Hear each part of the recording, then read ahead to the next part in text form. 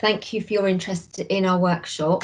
I'm delighted to introduce myself, introduce the Headstart Kerno programme on behalf of all of our partners.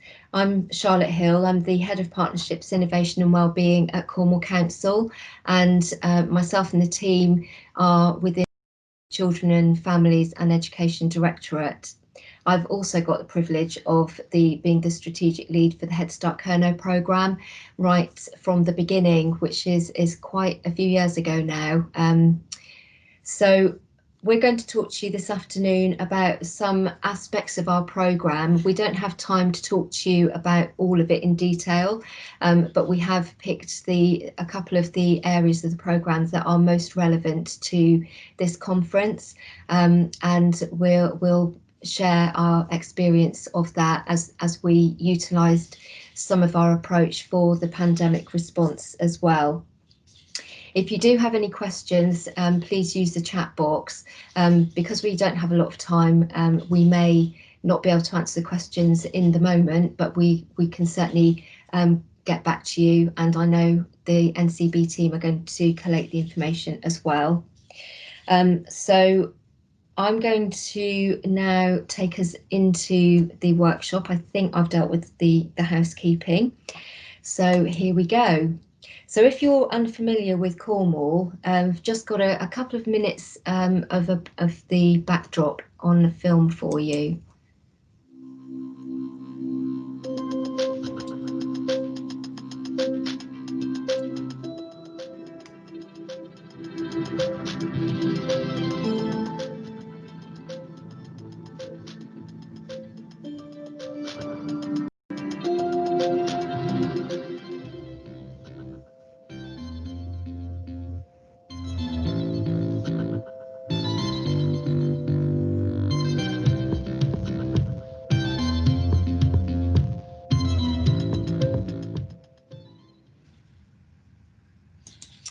Okay, so as that very short film will hopefully have conveyed, is whilst Cornwall is a wonderful place to live and work and visit, it does have a number of challenges, not least from deprivation.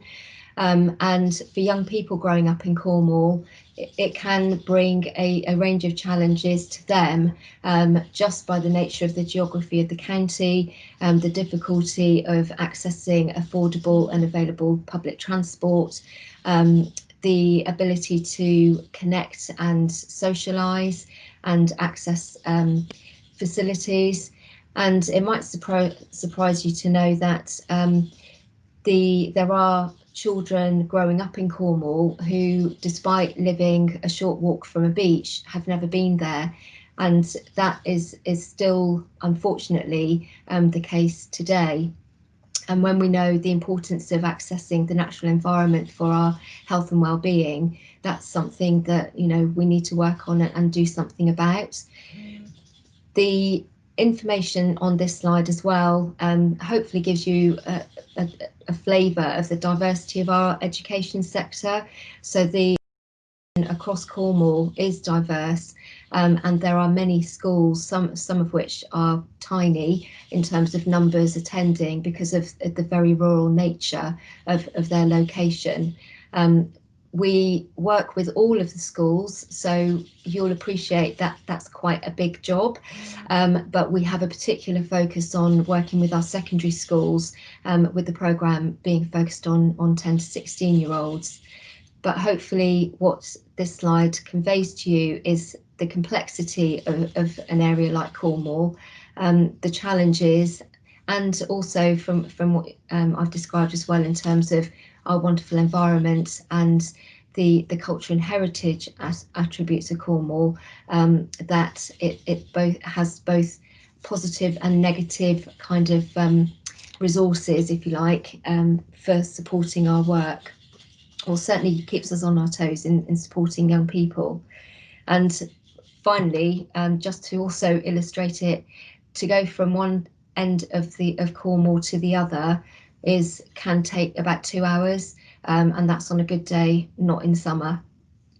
Okay, so Just to give you some context for the programme, we've worked right from the start in partnership. That partnership approach has given the strength and quality and integrity to the programme. We've worked with our partners to sit the programme in the significant change.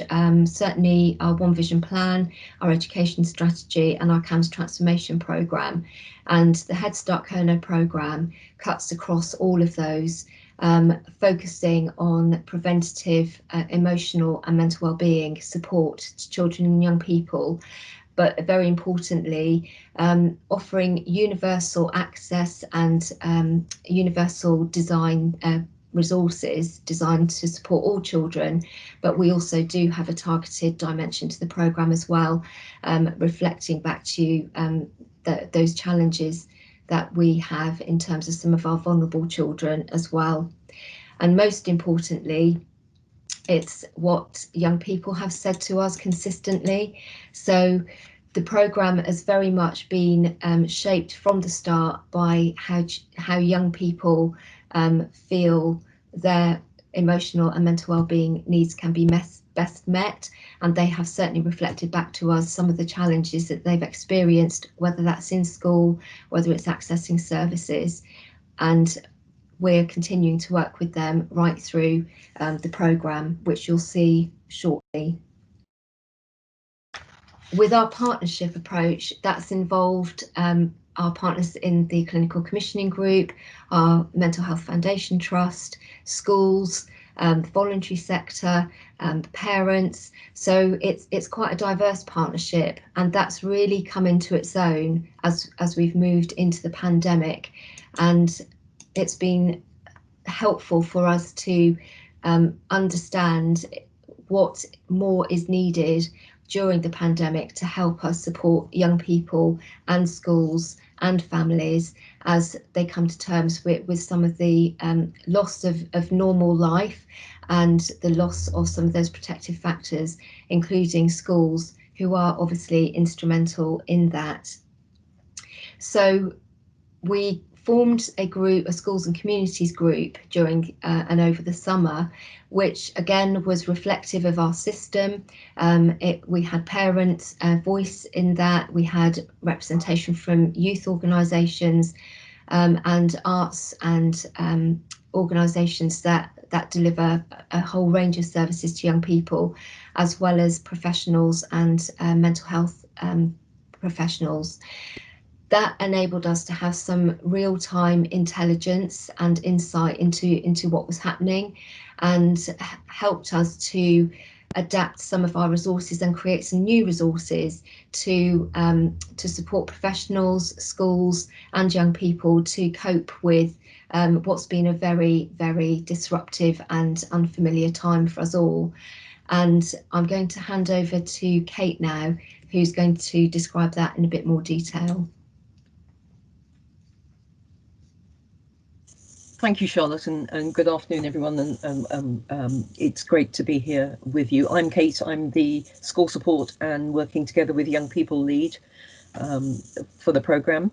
And as Charlotte said, young people are front and centre, and they have been routinely involved in all aspects of the programme. They were before COVID. They certainly were during COVID and the lockdown, and are very much influencing our support for schools as they return and things settle down, and hopefully we are supporting them, schools for the future. Very conscious of a short amount of time and lots to get through. So may I suggest that to get some detail on some of these things here, and indeed about the school support work on a later slide, that you visit our websites. They'll be referenced in the final slide, and there are some around on just to really get a sense of what we've been up to. I think I'd like to draw your attention to two pieces of work. One of which is at the bottom on the left there, the entitled Impacts. That came out of young people who were working with us over the summer, joining various workshops, activities that we were running online as best we could. And it was a group of young people who began chatting amongst themselves, and realized that they had very similar experiences of school, and similar thinking about some of the issues that they faced as young people with well-being challenges. Impacts is important actions stick.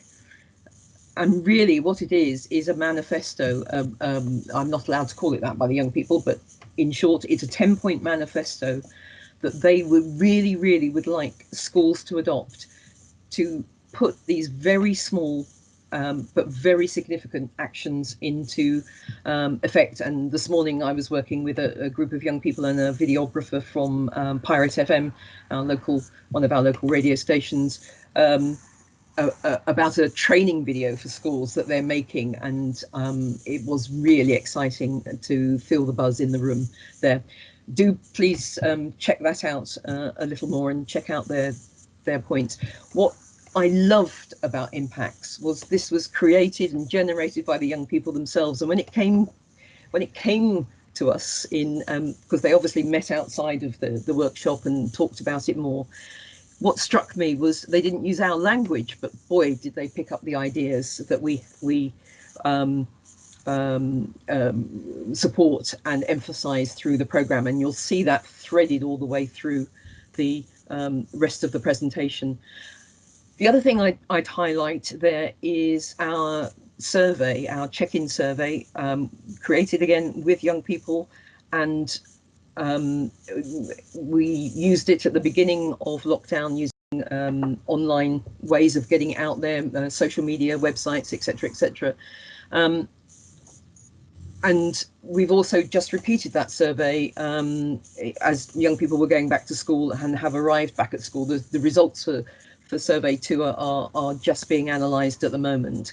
But it was a fascinating, absolutely fascinating insight to how young people were coping. And if I may have the next slide, Charlotte. Okay. Thank you. Literally from the results, we created a very short presentation that we fed back to all the young people via all the routes that they came to us to do the survey, and sharing what they'd said and thought, including some of their comments, and their thoughts about how they'd coped, what they were proud of, what they had been struggling with. You'll not be surprised that schoolwork came up a lot, but also a sense of not sure about this and our well-being. And we took the opportunity then to say, right, this is what you've told us, and we will feed this back to the people that matter, council, schools, the schools and community groups, anybody that we could say, this is what young people are experiencing and feeling.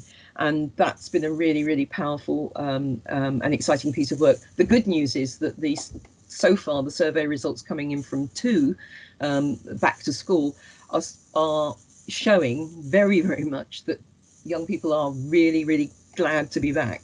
And the number of name checks of teachers that we've received has been phenomenal. You know, I'm so glad to be back and be in Mr. So-and-so's history class or whatever. So again, do check the report out. One of the things that came out of Impacts, one of the things that you heard threaded all the way through the presentation, is about the importance of a whole school approach. I am absolutely obsessed with a whole school approach. You'll have seen this, and we're very keen to share this with schools. It will be in our Wellbeing for Education return training. May I have the next slide, please? Thank you. What we're really focused on, though, is that whole school approach is owned and developed and made relevant for schools in the way that they need. And as part of the work and the conversation over the lockdown and over the summer, we talked a lot about back to school, and we talked about a lot about what's going to be ongoing once they are back, because this isn't going to change very much anytime soon, and we need to look to the future as well as manage the very big challenges that we have at the moment. This was developed between ourselves and our wonderful colleagues in the EdPsych team. And this is another way of prompting schools to think about some key questions, some conversation starters. It's on our website, it's interactive. When you link on any of the hexagons, it takes you to a set of resources for both universal, targeted and specialist help. And it is something that schools can use, and there are other models and information as well. Thank you. Again, I'm not going to talk to this. I would emphasise the overlap between what the young people have been telling us and the sorts of support and information that's gone into schools.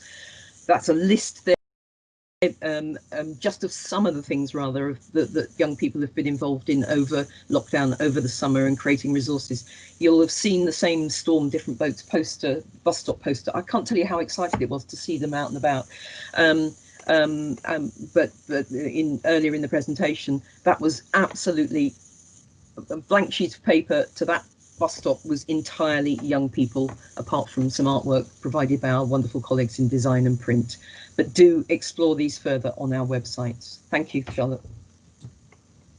I'll hand over to my colleague, Tracy, now.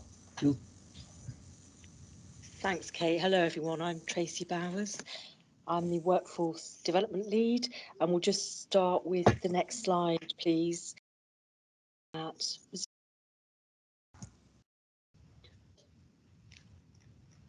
Is the next slide available, please?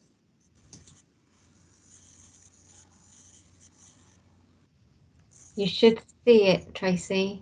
But we're only seeing the previous one. May have a delay on the. Has it moved on from yours, Kate? No, it was still in school. So that's it. It's come. Good. We've got it.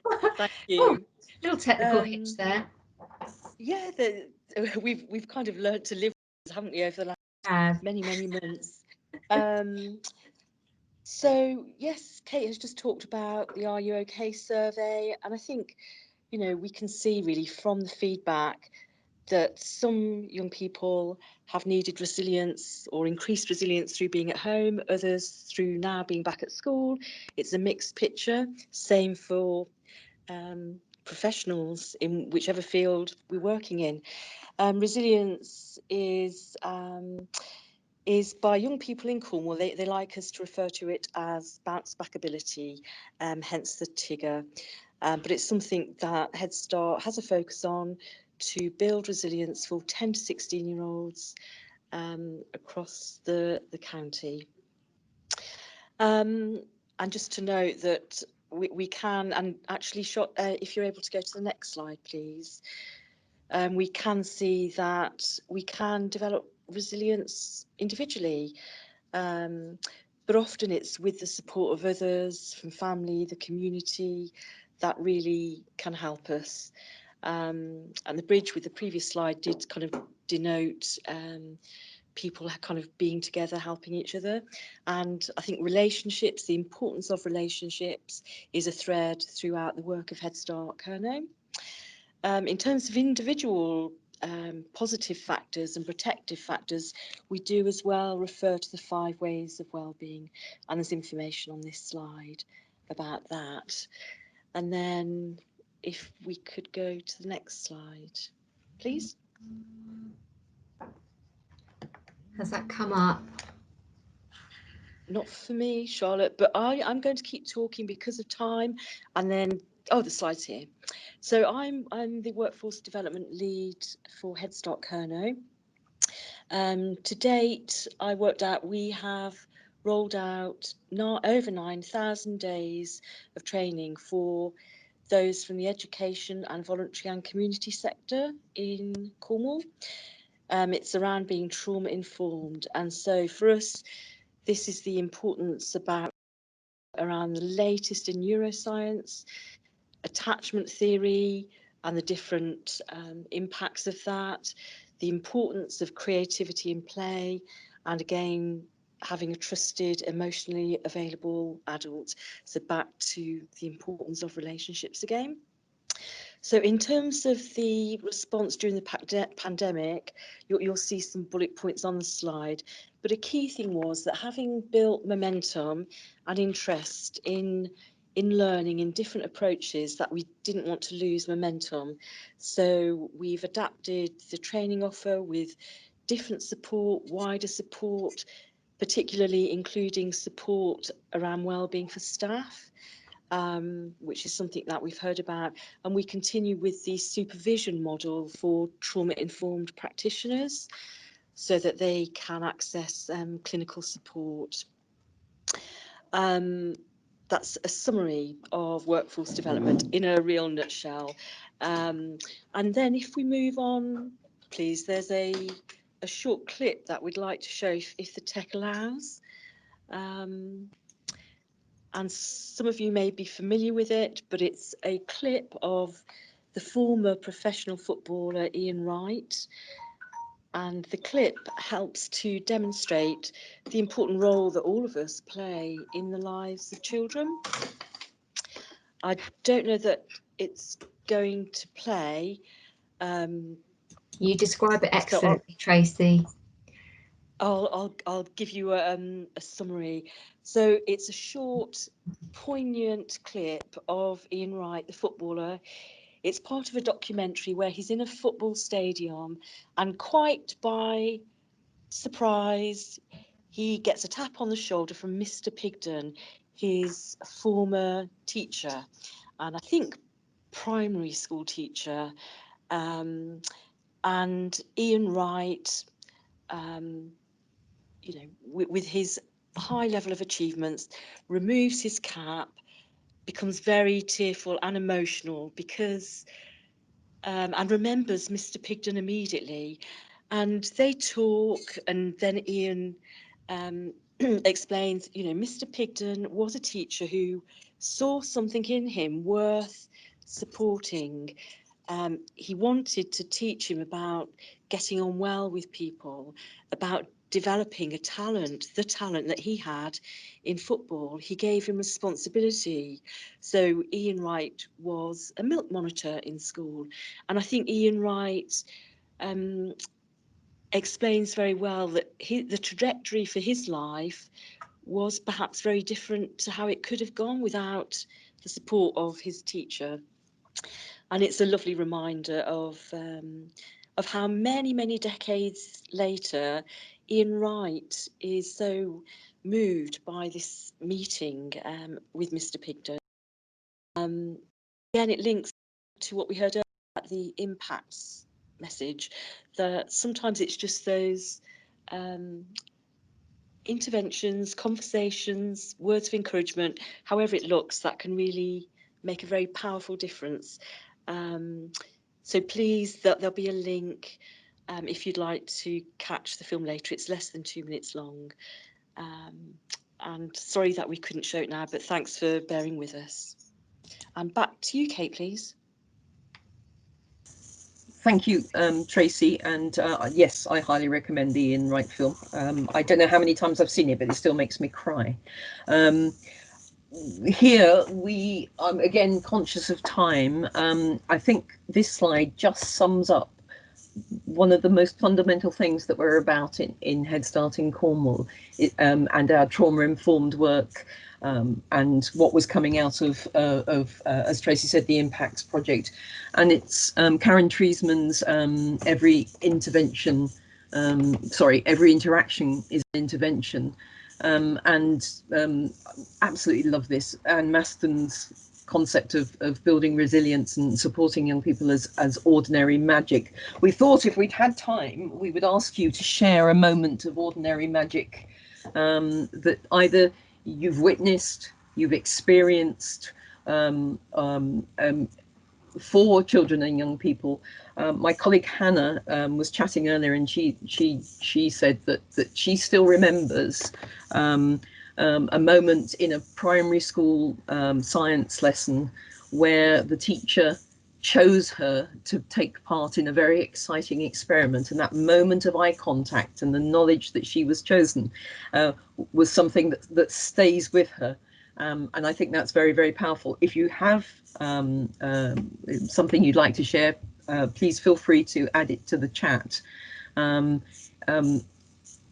There is so much I'm sure that you'll be able to recall, and so much that has made a difference to young people's lives. I'll pass on back to Charlotte, just as we are conscious of the time. Okay, thanks, Kate. Yeah, so I will whip through this.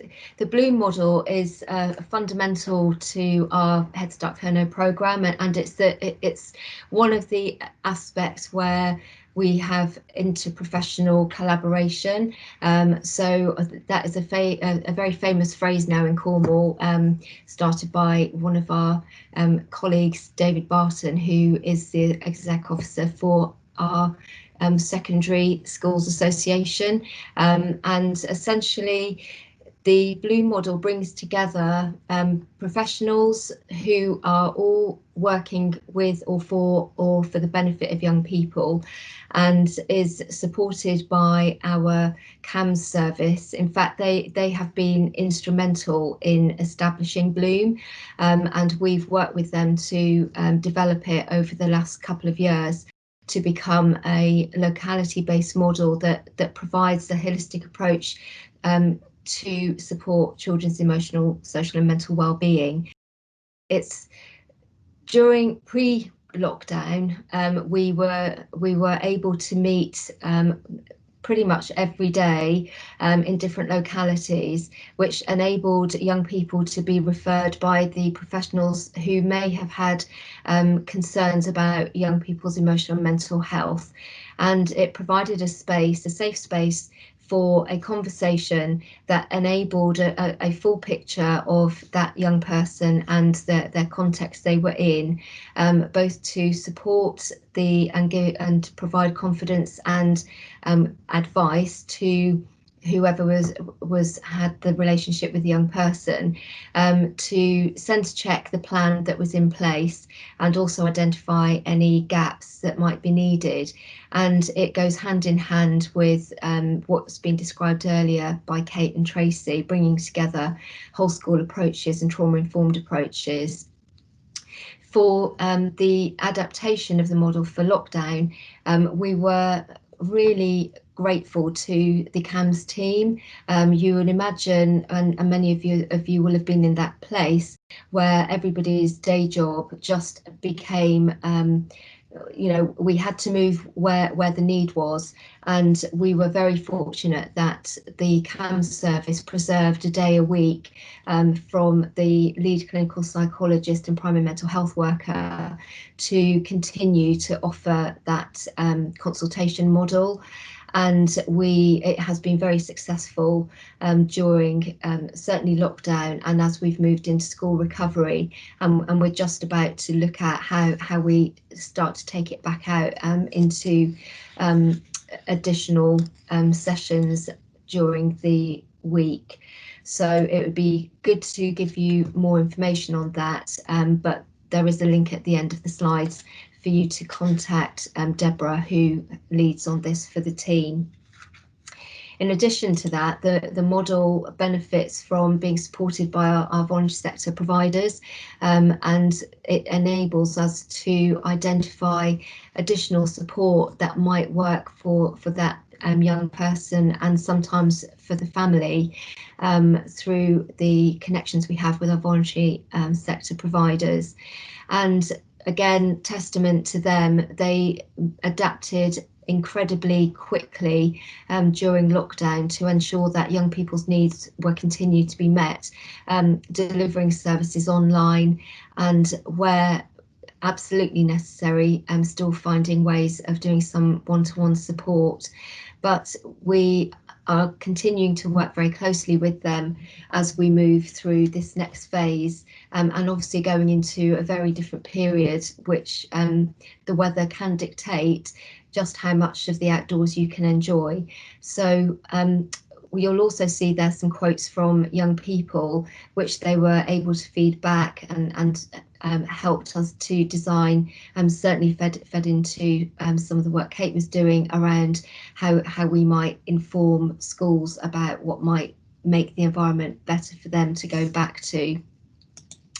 So just to give you some brief takeaway tips from Cornwall, can't stress enough how important collaboration is across the system, and also how important the voice of young people are, and not just the voice, that the fact that, you know, they can bring so much to our understanding of what supports them, and they often have the most creative ways of doing that, as Kate has illustrated earlier.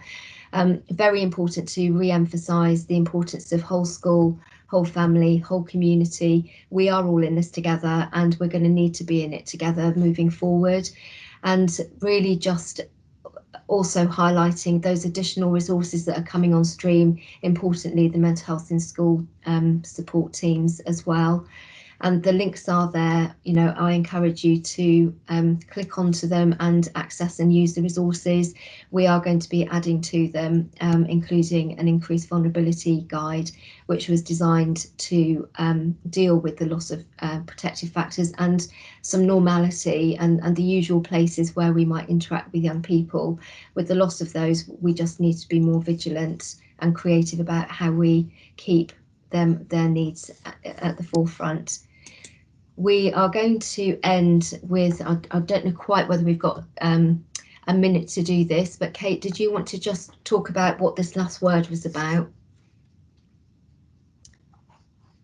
Absolutely. That I think it's fitting to end with young people having the last word. This is Falmouth School. They took part in Hello Yellow Day earlier this month, and they worked with us to make a short slide. Let's try that again. A short film about why they were taking part and the work that they were doing more generally around emotional health and wellbeing, mental health. Thank you, Charlotte.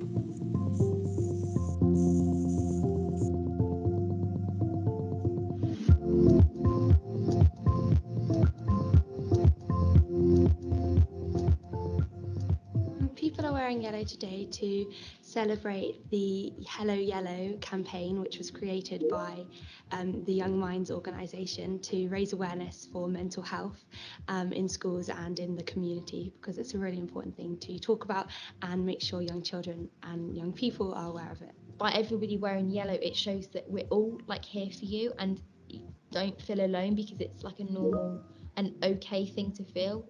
As a school community, we feel it's completely integral to be reinforcing the message of looking after our mental health with our children, our staff and colleagues. And that's a small part of that today. A part of our work through the whole school year, every day, is reinforcing that it's okay to talk about mental health, look after our mental health, and support that with our students too.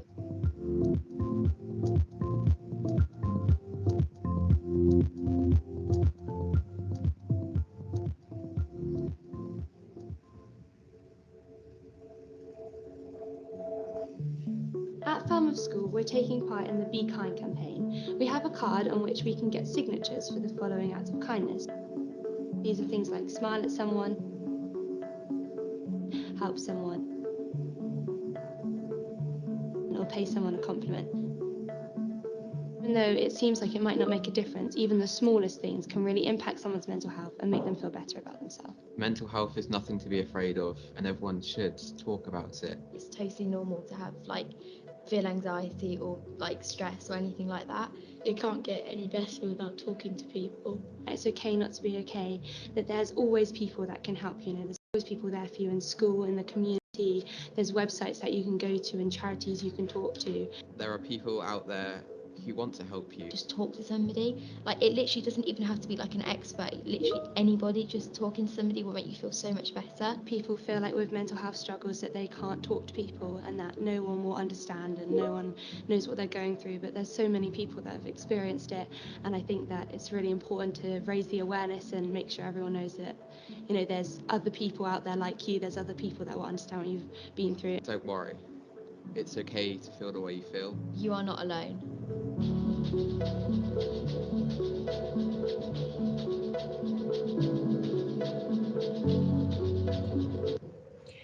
So that's the end of our presentation for those of you who are still on, and sorry we've gone a little bit over, but hope it's been enjoyable and